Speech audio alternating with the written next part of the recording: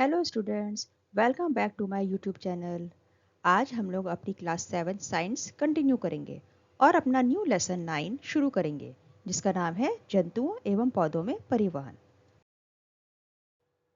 आप लोगों ने श्वसन वाले पार्ट में पढ़ा है कि फेफड़ों में जो रक्त वाहिनियां होती हैं उसमें रक्त होता है।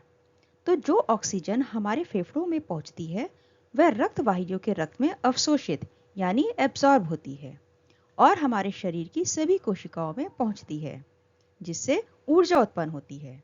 और साथ ही जो कार्बन डाइऑक्साइड गैस बनती है वो दोबारा रक्त से होते हुए फेफड़ों तक पहुंचा दी जाती है।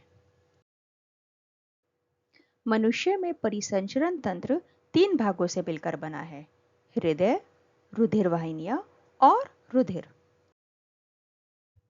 मनुष्य का हृदय गुलाबी रंग की पेशीय रचना है जो त्रिकोण आकार का होता है। हृदय का आकार व्यक्ति की मुट्ठी के आकार पर निर्भर करता है, यानी जिस व्यक्ति या बच्चे की मुट्ठी जितनी बड़ी होगी उसका हृदय का आकार भी उस मुट्ठी के बराबर होगा।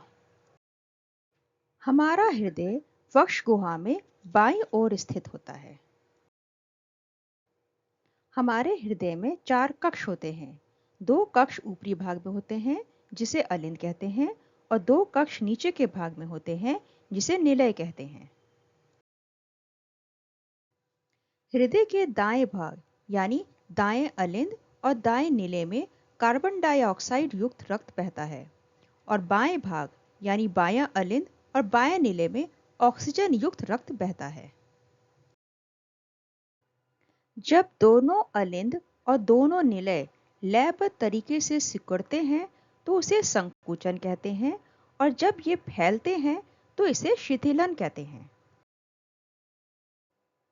इसी संकुचन और शिथिलन के कारण धक धक की आवाज सुनाई देती है, जिसे हृदय स्पंदन या धड़कन कहते हैं। जब मनुष्य स्वस्थ होता है तो 1 मिनट में लगभग उसका हृदय 72 बार हृदय स्पंदन करता है। बच्चों, आज हमने अपने पाठ में परिसंचरण तंत्र से संबंधित हृदय की सामान्य रचना के बारे में पढ़ा है। होपफुली ये आप लोगों को समझ में आ गया होगा। Thank you.